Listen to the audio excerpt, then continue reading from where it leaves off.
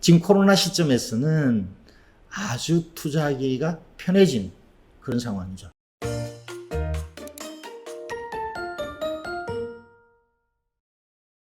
경매하고의 공매하고의 차이점이 좀 있습니다. 일단 같은 점은 경매가 일반적인 채권 채무, 뭐 은행에서 돈 빌려줬다, 개인 간의 돈 거래를 해결 못한 그런 채권 채무 관계인데, 공매는 세금이에요.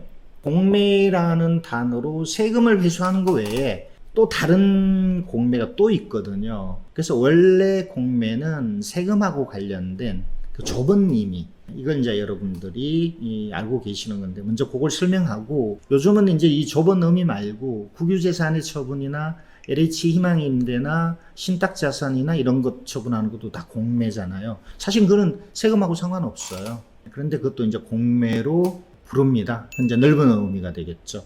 원래 공매란 국세, 지방세 등과 조세에 준하는 공과금, 그러니까 의료보험, 국민연금 이런 것들의 징수를 목적으로 압류한 재산을 강제 환가한다. 강제로. 근데 소유자의 의사에 반해서 팔아서 세금을 거두는, 그죠? 요 부분이 강제 환가한다는 게 경매하고 똑같아요. 경매도 은행에 돈을 갚아야 되는데 못 갚았다. 개인에게 빚진 거를 못 갚았다. 그러면 법원에서 강제로 처분하는 거죠. 강제 환가하는 거죠. 근데 요즘 이제 우리가 공매를 통해서 투자를 한다 그러면 그거 외에도 다른 공매까지도 우리는 이제 알아야 돼요. 그게 여러분 자료에 넷째 줄에 있는 공매인 듯 하지만 사실은 공매가 아닌, 좁은 의미의 공매는 아닌, 그러니까 압류된 세금하고는 상관없는 그런 공매가 꽤 많습니다. LH 희망임대, 작년에 이걸로 돈 버신 분들이 꽤 있습니다. 올해도 LH 희망임대가 한 두세 번 공매를 했거든요. 근데 그건 세금하고 상관없어요. LH라는 데서 아파트를 임대를 줬다가 임대 기간이 끝나서 그거를 이제 파는 거죠. 여러분에게. 그냥 파는 거예요. 일반 매매예요. 근데 그걸 이제 캠코 온비드를 통해서 파는 거라서 이제 공매라고 하지. 공적으로 공개해서 매매한다라는 의미지, 여기는 세금하고는 상관없는 거죠. 국유재산도 마찬가지예요. 국가에서 또는 지방자치단체에서 사용하던 부동산이 이제 필요가 없어서 여러분에게 파는 거죠. 불용재산이라고 그러나요? 그리고 이제 신탁공매, 그거 외에도 몇 가지가 더 있습니다. 이제 그런 것들이 압류 그 세금하고 관계되는 공매하고 몇 가지 또 차이점이 있어요. 그걸 여러분들이 이해를 하셔야 돼요. 왜냐하면 위험의 문제가 있거든요. 이 공매와 경매의 같은 점을 좀 전에 말씀드렸죠. 강제적으로, 대체로 이제 부동산이에요. 동산도 있지만 강제로 소유자의 의사에 반해서, 그러니까 넌 세금 안 냈으니까 나는 이 집을 팔아서 나는 국가에서 세금 받아갈 거야, 이거잖아요. 강제예요. 이 강제로 하는 거는, 세금 같은 경우는 뭐 나라가 돌아가려면 세금 있어야 되니까 그렇게 안 할 수가 없어요. 그래서 다 법으로 정해놓고 하는 그런 내용입니다. 그래서 이 경매나 공매나 둘 다 부동산을 다룬다라는 의미에서는 이게 자기 의사에 의해서 파는 게 아니고, 처분하는 게 아니고 의사에 반해서 하는 거잖아요. 그러다 보니까 권리관계가 이제 복잡해져요. 그 안에 이제 뭐 등기부 안에 있는 뭐 건저당 가압류, 전세권, 뭐 이런 여러 가지 복잡한 권리, 세입자 임차인에 대한 것, 그 다음에 유치권, 법치권, 뭐 이런 것들이 이제 좀 복잡합니다. 그걸 이제 권리 분석이라고 그러죠. 그 부분은 경매나 공매나 똑같아요. 그 다음에 돈이 될까 안 될까, 수익성에 대한 판단. 이걸 내가 낙찰받아서 내가 원하는 용도로 쓸 수 있나? 쓸 수 없나? 싸게 샀나? 앞으로 오를까?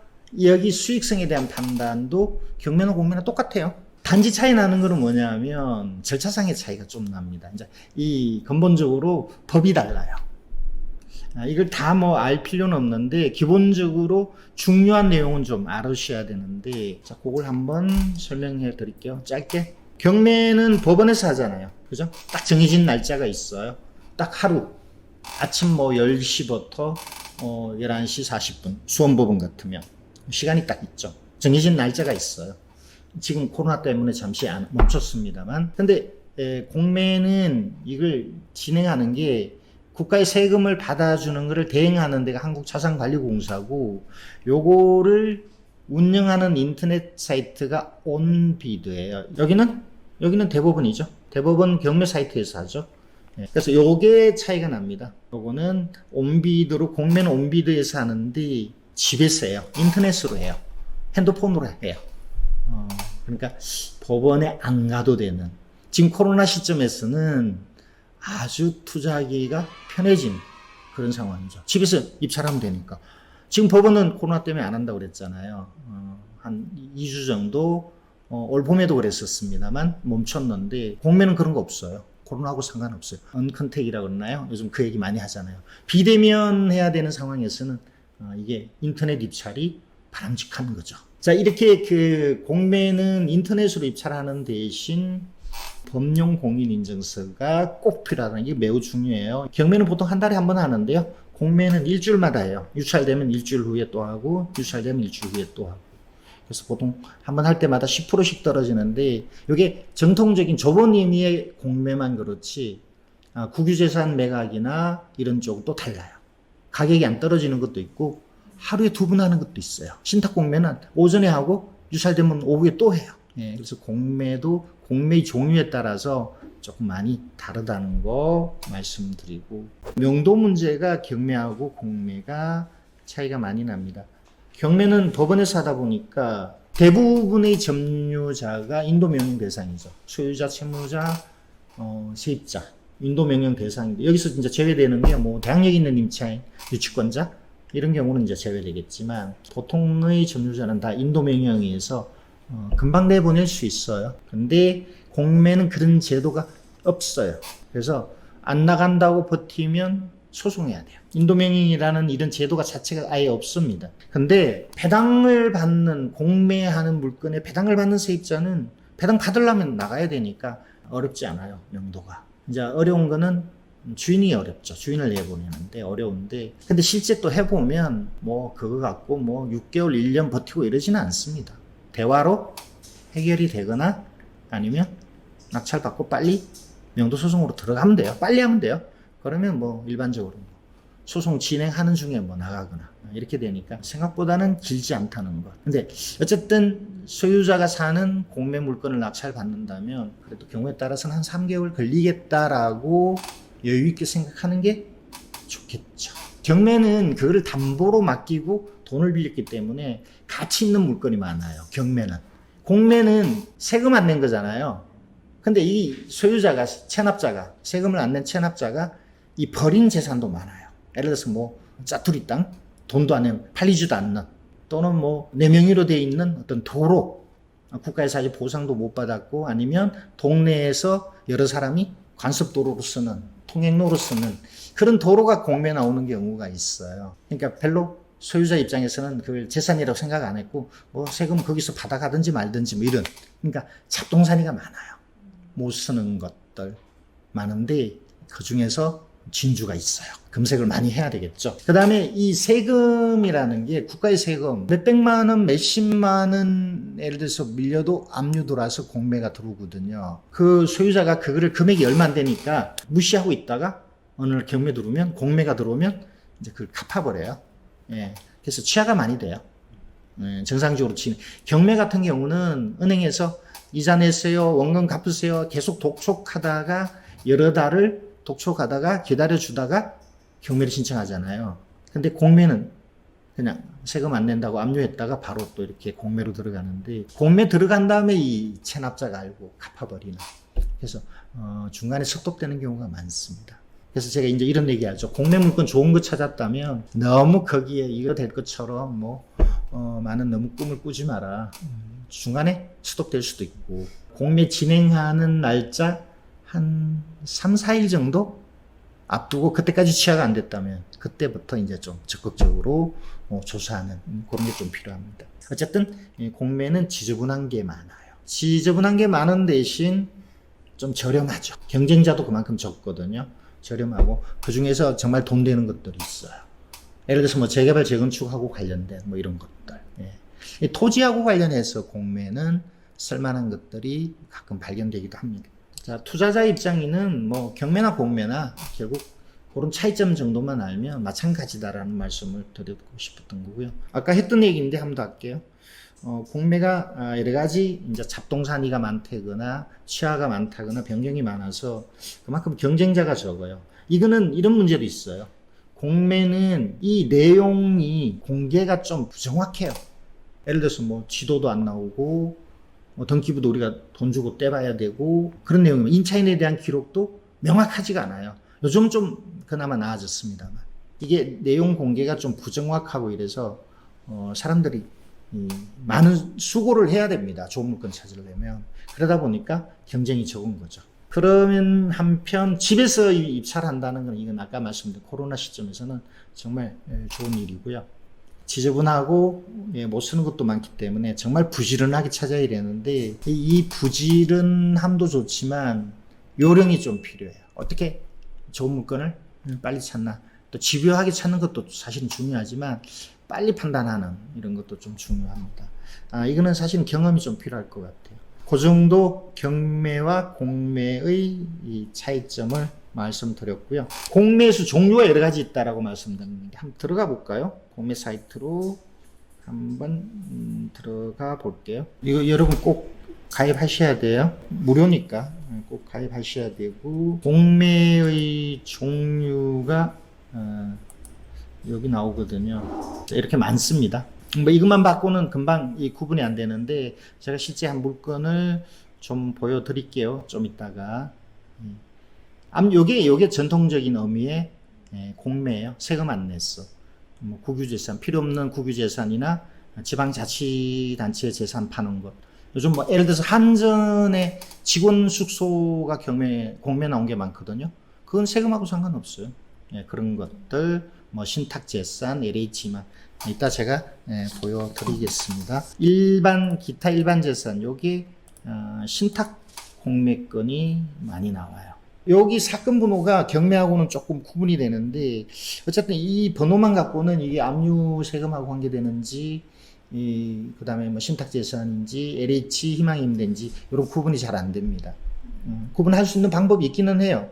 근데 그것도 완전치는 않아요. 자, 온비의 종류가 이렇게 많습니다. 요게 이제 전통적으로 말하는 공매. 국세, 지방세, 공과금, 그러니까 의료보험이나 뭐 이런 것들 안 낸 경우에 하는 공매. 그 다음에 국공유재산 있고요. 요게 신탁이요. 요 신탁, 여기 매우 중요한 내용이 있습니다.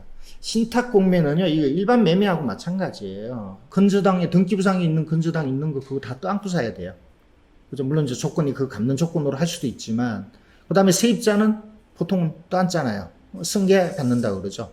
그것처럼 이 신탁 공매는 요런 내용, 건저당이나 가면 등기부상에 요런 권리가 있다면 이거 다 떠안고 사는 거예요. 일반적인 공매나 경매는 건저당, 가압류가 낙찰되면 다 지워지잖아요. 이게 안 지워진다 이 말이에요. 거기다가 임차인도 그래요. 안 지워져요. 요 내용이 공매 물건에 요런 내용이 있다면 여러분은 이거는 안 사야 돼요. 실제 이런 게 많아요. 그러니까 조심할 게 너무 많죠. 거기에 비해서 국공유 재산이나 공무원연금, 희망임대 이런 거는요. 권리관계가 문제가 없죠. 세입자도 문제 없죠. 일반적으로. 온비더 들어가서 보통 저는 이 검색할 때 이렇게 해요. 공매하는 게 두 가지가 있거든요. 파는 게 있고 빌려주는 게 있어요. 요거는 뭐냐 하면 국유나 또는 지자체에서 운영하는 주차장, 학교의 매점, 도서관의 매점 이런 것들을 빌려주는 거죠. 임대료를 받고 실제 운영하는 분들이죠. 그래서 저는 요거를 보통 빼버립니다. 요거 요렇게 합니다. 날짜가 보통 요렇게 나오는데 저는 거의 뭐 한 달치를 보거든요. 뭐 이런 식으로 해서 여러 가지 조건을 넣어서 한번 해보겠습니다. 경기도의 아파트. 나머지 뭐 이런 거, 예를 들어서 난 지분은 안 볼 거야. 이러면 빼버리면 되겠죠. 건물 나는 작은 건 안 볼 거야. 30평방에서 난 85까지만 볼 거야. 이런 식으로 조건을 설정하면 물건이 좀 더 구체적으로 나오겠죠. 나는 압류 재산만 볼 거야. 아니면 LH하고 신탁까지 볼 거야.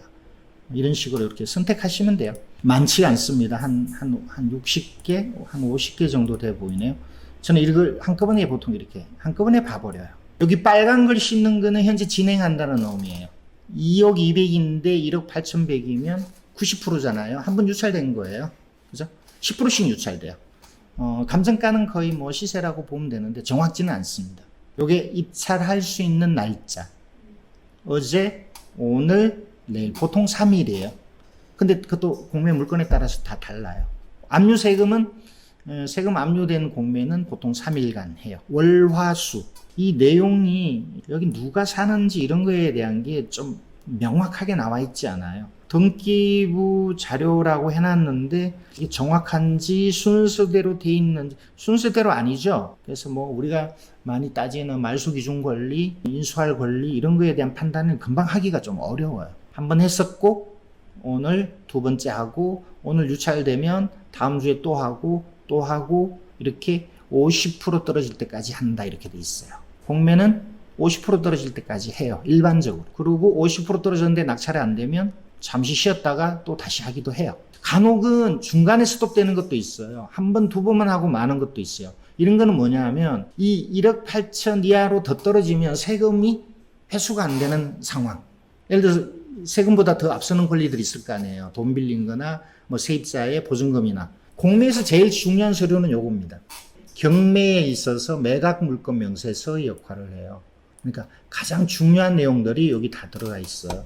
근데 요것조차도 정확하진 않다는 거죠. 누가 사나? 이 경매나 공매나 중요한 게 뭐냐면 누가 사나가 제일 중요해요.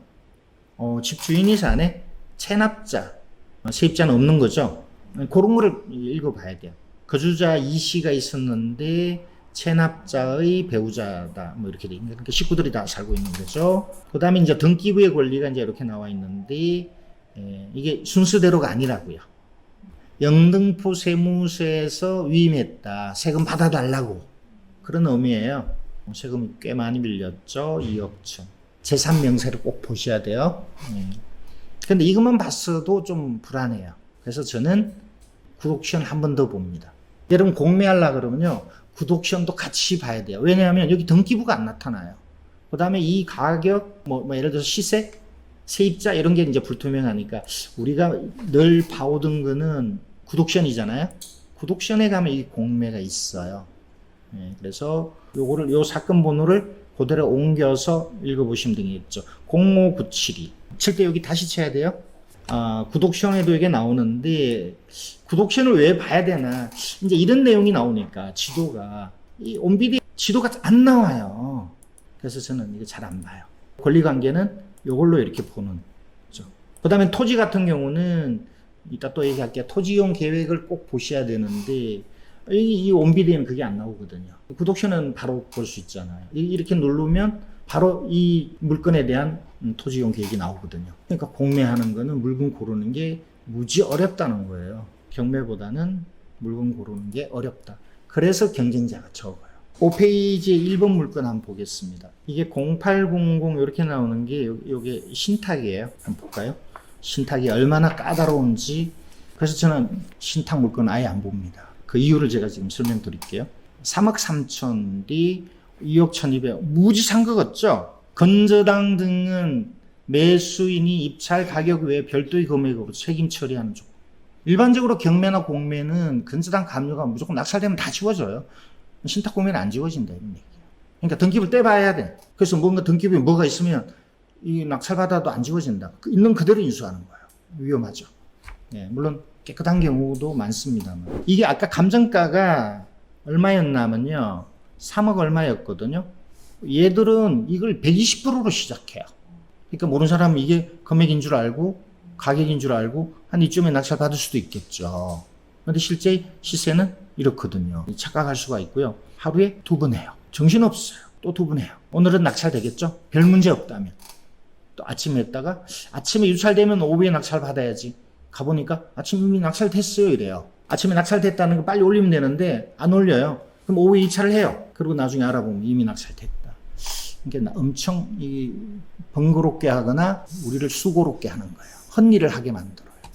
그러면서 등기부 떼봐야 돼요. 근데 그것만 갖고 안 돼요. 누가 사는지 가봐야 돼요. 집주인이 살면 괜찮은데 집주인이 안 살면 이제 복잡해지는 거죠. 그 사람이 누굴까? 세입자일까? 보통 이제 신탁재산은 신탁회사의 동의가 없이 누군가 들어오면 그거는 임차인으로 권리가 없거든요. 근데 집주인이 살다가 또 세입자를 넣어놓는 경우도 있단 말이에요. 그러면 그 사람이 이제 손해를 보고 나가야 되는데 쉽게 안 나가려고 해요. 이제 그런 부분이 어려워요. 그래서 그런 내용도 확인해야 돼요. 저는 어쨌든 신탁 물건은 저는 안 봅니다. 근데 이제 몇몇 분은 끈기 있는 분들은 이제 요거만 하는 분도 있다고 저는 들었는데, 그래서 저는 어쨌든 안 봅니다. 그래서 신탁재산은 그렇게만 얘기할게요. 이 물건에 대한 거는 아니고요. 다른 물건의 신탁 그 공고에 이런 내용이 나와요. 중간에 중지할 수도 있다. 중간에 중지할 수도 있대요. 이렇게 진행한다라고 해놓고, 그러면 이게 실제 3억 3천 정도 하니까 한 3억에 사야 되지 않을까? 3억이면 별로 남는 거 없죠. 한 2억 한 6천에 사면 좋겠다. 이렇게 기다리고 있는데 중간에 중단되는 경우 있어요. 작년에 공매로 아파트형 공장이 신탁 공매로 많이 나와서 우리가 다 조사했거든요. 그래서 언제 들어가자라고 준비를 다 했는데 진행을 안 하는 거예요. 그래서 전화해 보니까 진행 안 한대요. 우리 신용 조사해 놨는데 참 신뢰성이 없습니다. 신탁 공매가 부가가치세 문제도 있고요. 아파트 85평방 이상의 부가가치세 문제가 있어요. 신탁 공매는 하여튼 자기들은 책임 안 진다는 내용이 많이 있어요. 그러니까 만약에 신탁을 한다 그러면 건물권의 조건을 다 읽어보시고 하셔야 됩니다. 그 조건이 어딨나 하면요. 여기 들어가야 돼요. 해당 공고보기. 막 숨어 있어요. 그래서 이거 다 찾아내서 봐야 돼요. 이거를 몰라서 내가 손해를 보면 자기들은 책임 안 지겠다는 거거든요. 다 읽어봐야 돼요. 여러분 자료 5페이지 3번 물건을 한번 보겠습니다. 취소됐다네. 어제 제가 봤을 때 이게 안 나왔거든요. 취소됐대요.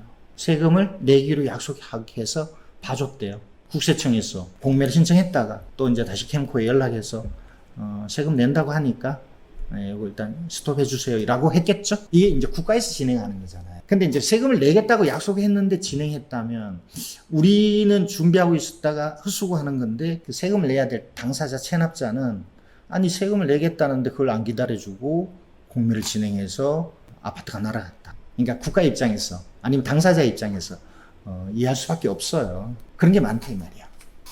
그러면 이런 게 있어요. 한편으로 세금이 달랑 한 200만 원을 안 내가 재산세를 안 내갖고 2억짜리 아파트가 공매가 나왔어요. 이 사람이 경매처럼 혹 낙찰이 돼도 가서 갚아버리면 되지 뭐라고 생각할 수 있거든요. 실제 경매는 그래요. 낙찰되고 낙찰자가 잔금 내기 전에 갚아버리면 되잖아요. 그러면 경매가 스톱되잖아요. 근데 공매는 그게 안 돼요. 딱 하루만 기다려줘요. 아니 세금 200 때문에 2억짜리 집이 예를 들어서 1억 한 5천에 낙찰이 됐다. 그럼 이 사람 돈 200만 원 때문에 아파트 2억짜리를 날리는 거잖아요. 손해보고. 그러면 낙찰자한테 찾아옵니다. 봐달라고. 이게 협의가 되면 괜찮아요. 그러니까 예를 들어서 낙찰자가 나는 잔금 내겠어요 이러면 잔금 내버리면 그걸로 끝이에요. 소유권 뺏기는 거죠. 근데 이제 협의하러 와요. 오면 이 낙찰자의 목적이 뭐죠? 수익이잖아요. 그죠? 보통 수익이잖아. 나 이 집에 들어가서 살래 이거보다는 나 이걸로 수익을 내겠다 이거잖아요. 예를 들어서 한 500 준다면 채하는데 동의할 수도 있지 않나요? 그래서 그런 쪽으로 수익을 내는 사람을 또 봤어요. 웬간하면 낙찰 받는다는 거죠. 이건 낙찰 받아도 이 정도면 문제 없어. 예, 낙찰 받고 주인이 안 찾아오면 그냥 잔금 내고 찾아오면 한 300, 500 받고 그래 동의서 써줄게 이런 경우도 많이 봤었습니다. 그러니까 경매하고 그런 게 좀 다르다는 거 말씀드리고요. 여러분 자료 4번 볼게요. 보시면 보통 그 공매하고 또 달라요. 한전 사택이죠. 이게 올 봄에도 좀 나왔었고요. 한전에서 이런 이제 사택, 복지를 위한 이런 것들을 많이 줄이고 있어요. 그래서 한전 물건이 공매로 많이 나와요. 예전에 좀 오래된 얘기인데 한 7, 8년 울산에 한전 아파트가 다 나온 게 있어서 제가 살아간 적이 있었거든요. 감정가가 2억 3,600인데 입찰가가 없어요. 비공개예요. 그러니까 들어가 봐야 그럼 이걸 얼마에 사라는 거야. 들어가서 봐야 돼요. 보니까 제가 들어가 봤어요. 감정평가액을 기초로 별도 사정, 별도 금액을 정한다 이런 뜻인 것 같은데 예정 가격은 당사 사규에 의거 비공개이며 감정가액보다 높음. 근데 그게 얼마인지는 안 가르쳐 주겠음. 이런 얘기잖아요. 근데 이제 이 금액 이상으로 이제 적당히 쓰면 되겠죠. 아니면 이 금액으로 써도 되지 않을까. 근데 이 아파트 시세는 얼마냐. 그냥 이 금액이에요. 그리고 그렇게 선호하는 아파트 단지가 아니에요. 오래됐어요. 그러면 예를 들어서 좀 2억에도 이거는 안 살 것 같거든요.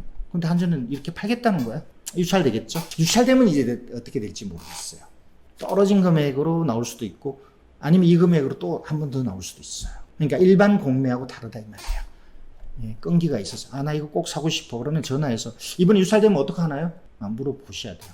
공매는 인내심이 필요하다. 그래서 이런 말도 있어요. 입찰 보증금은 입찰 금액의 5%이다. 어떤 거는 10%고 어떤 거는 5%예요. 그러니까 일일이 그걸 물건을 들어가서 공고문을 읽어봐야 돼요. 자, 그 다음에 LH망 보겠습니다. 낙찰돼 버렸네요. 101.94. 그러면 최저가에 한 300도 썼네요. 그죠? 단독이네요. 그렇게 싹 좋지는 않았어요. 이게 좀 많았거든요. 그래서 이게 어제 공매를 했어요. 그 다음 유찰되면 내일 또 해요.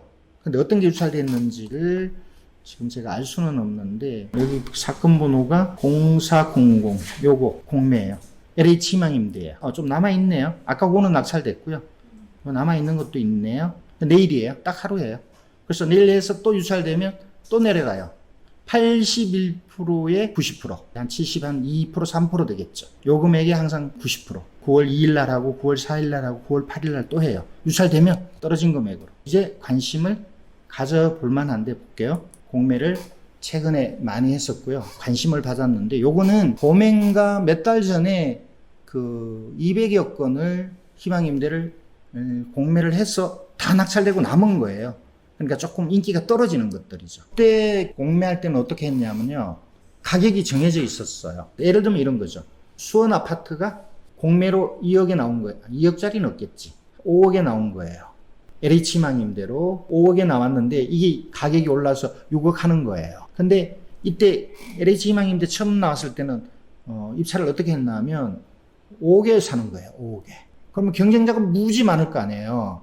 그 중에서 추천. 그러니까 운 좋은 사람이 되는 거죠. 금액을 더 쓰는 게 아니고 정해져 있었어요. 5억. 그래서 수백 명이 입찰했어요. 수백 대 1의 경쟁을 뚫고 또 낙찰을 받는 사람이 있었어요.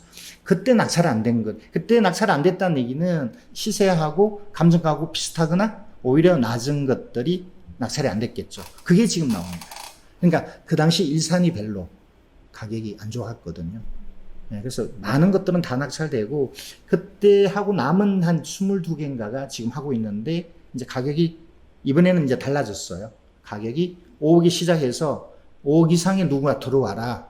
그리고 이게 낙찰 안 되면 5, 9, 45. 그럼 4,500에 또 하는 거죠. 이 이상에 누가 들어와라. 높은 금액에. 안 들어오면 여기서 또 90%. 예, 뭐 이런 식으로 내려가는. 예, 현재 그런 물건만 남은 상태예요. 자, 요걸 볼게요. 요거는 다음에 희망임대는 또 나올 걸로 저는 보는데 이 내용을 여러분들이 좀 알아두셔야 돼요. 어떤 물건이 있는지. 이게 22개죠. 이 중에 일부는 이미 낙찰됐어요. 그러니까 사건 번호들이 쳐보면 이미 낙찰돼 버린 것도 있어요. 3차 때. 그리고 내일 하는 게 4차예요. 요 중에 몇 개는 남아 있어요, 아직. 그러니까 이 금액에 들어가시면 되는데 제가 볼 때는 저는 이번 물건이요. 어제 잠깐 시세를 조사해 봤는데 한 2억 5천 정도 해요. 이때는 들어가기 어렵겠죠. 아마 이번에 낙찰됐지 않을까? 안 됐다면 이번에 1억 8,900이죠? 그러니까 충분히 저는 저렴하다라고 보고 9월 2일 내일. 그 다음에 6번 물건을 제가 일산건을 다 검색했는데요. 6번 물건이 2억 5,700인데 한 2억 7천 정도 해요. 그러니까 이때는 낙찰이 안 되는 거죠. 2억 7천이니까. 그죠? 별로 싼 게 아니잖아요. 낙찰 됐지 않을까? 만약 안 됐다면 내일 요 금액으로 하시라고요. 하시는데 여기 조건이 있어요. 이제 이게 중요해요. 세입자가 있다 이 말이에요. 빈 것도 있지만 여기 세입자가 살고 있다 이 말이에요. 이게 중요해요. 현재 세입자가 예를 들어서 2,700에 55만 원으로 작년부터 내년 11월까지 계약됐고 이전에 못 내보내요. 오히려 뭐 좋을 수도 있고 나쁠 수도 있어요. 그러면 이걸 월세 55만 원을 받고 가져가도 되는데 대출이 나올까? 여기도 규제 지역이죠. 이제 그런 문제가 있어요. 취득세 문제도 있고 대출 문제도 있는데 어쨌든 55만 원. 문제가 또 있어요. 내년 21년 11월 달에 이 사람이 더 살겠다고 하면 어떻게 되나? 지금 법이 바뀌었지 않나요? 법 바뀌었죠? 그래서 내년 11월 달에 나 2년 더 살 거야 라고 계약갱신 청구를 하면 아마 여러분 2년 더 기다려줘야 될 거예요. 5%는 올릴 수 있겠지만. 그죠? 그러니까 그걸 고려해야 돼. 이것도 마찬가지라고 저는 봐요. 경매는 그게 없어요. 경매는 내보낼 수 있어요. 대항력이 없으면 이제 나가세요. 법원에서 배당을 받을 수도 있고 못 받을 수도 있는데 하여튼 경매는 그걸로 끝이에요. 나가야 돼요. 근데 이건 공매인데 공매 중에도 세금 공매가 아니고 세금 공매는 나가야 돼요. 근데 이거는 일반 매매하고 똑같아요. LH망은 아까 그 좁은 의미의 공매가 아니란 말이에요. 일반 매매와 마찬가지예요. 그래서 이걸 임대차를 승계하는 조건이에요. 아까 신탁도 그렇고. 그러면 내년에 안 나간다고 버티면 안 나가는 거죠. 그러니까 그걸 알고 낙찰받으면 괜찮은데 그걸 뭐 가격만 올라주면 뭐 그죠? 네. 내년 계약이 정말 완전히 끝난다, 이 사람이 나간다는 보장은 없어요. 그러니까 사전에 그 대화를 한번 해봐야 되지 않을까. 근데 대화를 또 안 하려고 그럴 거예요. 어쨌든 그런 거를 알고 하셔야 된다는 말씀을 드립니다. 요 중에서 어떤 거는 지금 남아 있을 텐데 저는 가격이 그러니까 4차예요. 어제가 3차였거든요. 오늘 4차인데 내일 4차인데 요 중에 남아 있는 거는 저렴하다면 하셔도 되는데 이 임차인에 대한 내용을 파악하고 하셔야 된다는 거죠. 이런 거는 괜찮겠죠. 근데 이런 거는 또 이제 또 더 심각해져요. 이제 그런 내용을 알고 하시라고 말씀드리고, 희망 임대를 우리 회원들이 낙찰받은 분들의 의견에는 수리할 게 좀 많았다라고 하거든요. 근데 수리비도 감안하셔야 돼요. 그 정도 말씀을 드리고, 아침에 제가 생각했던 입찰을 한번 해볼게요. 금액 큰 거 하면 제가 송금을 안 할 거니까 무효가 되겠지만 무효가 돼야 되잖아요. 예, 그래도 한번 입찰을 한번 해보겠습니다. 한전까지 한전 아마 사무실이지 않을까라는 생각이 드네요. 보증금 5% 이렇게 안내해 주는 데도 있네요. 그죠? 13일부터 14일까지 해서 한 달간 입찰해서 15일날 결과 발표한다 이렇게 돼 있네요. 그냥 이렇게 하면 돼요. 얼마에 할 거야? 40억. 그냥 입찰하는 것만. 근데 이거는 이렇게 정해져 있잖아요. 입찰하는 금액의 5% 이억 내야 되겠죠? 확인했다고 하고 뭐 낼 거냐? 현금 아니면 그냥 그 서울 보증에서 보증으로 해도 되는 건가 봐요. 그 다음에 어디로 낼 거냐? 요 안에서 선택해야 돼요. 송금하면 송금할 은행을 정하면 나중에 계좌번호가 나와요. 떨어지면 이 돈 돌려받을 거 아니에요? 환불계좌 제출. 그러면 이제 이렇게 40억에 사기로 하고 보증금 2억을 넣어야 돼. 연결하고 그냥 확인하면 돼요. 그러면 입찰 이제 했다고 뭔가 인쇄하는 게 하나 있어요. 입찰 참가했다라는 게 이제 인쇄되고 거기에 계좌번호가 나와요. 아까 우리 은행에 내가 넣어야 될 계좌 2억. 언제까지죠? 저기 입찰 종료일까지 2억을 넣으면 돼요. 14일 오후 4시까지 아까 그 계좌에 2억을 넣어야 돼요. 안 넣으면 무효. 이렇게 하시면 돼요. 연습하시면 돼요. 집에 가셔서. 돈만 안 보내면 돼요. 잡으러 오지 않아요. 이걸 해봐야 돼요. 그리고 인증서가 있어야 된다는 거 매우 중요합니다. 인증서가 있어야 되는데 인증서를 먼저 보통 다 갖고 계시는데 그 인증서는 말고요. 법용 요금 내고 4,400원인가 내고 하는 걸로 하든지 온비드에서 발급하는 것도 있더라고요. 이거를 입찰하기 한 하루 전에 미리 다 만들어 놔야 되지 그렇지 않으면 우왕좌왕 하시거든요. 법용 공인 인증서가 반드시 있어야 돼요. 자, 그러면 지금부터는 이제 조금 쓸만한 물건을 좀 보고 판단하는 걸로 한번 해보겠습니다. LH 희망 임대 중에 저는 뭐 적극 추천하고 싶지는 않아요. 그 중에서 좀 저렴하다 싶은 거 혹 있으면 어제 낙찰 안 된 것 중에서 있으시면 입찰하는 것도 한번 고려해 보시고요. 그 중에 임대에 있는 것 중에 임대 기간이 끝나도 그 갱신 청구권을 이용해서 2년 더 임대해 줘야 될지도 몰라요. 그걸 감안하고 입찰하셔야 됩니다.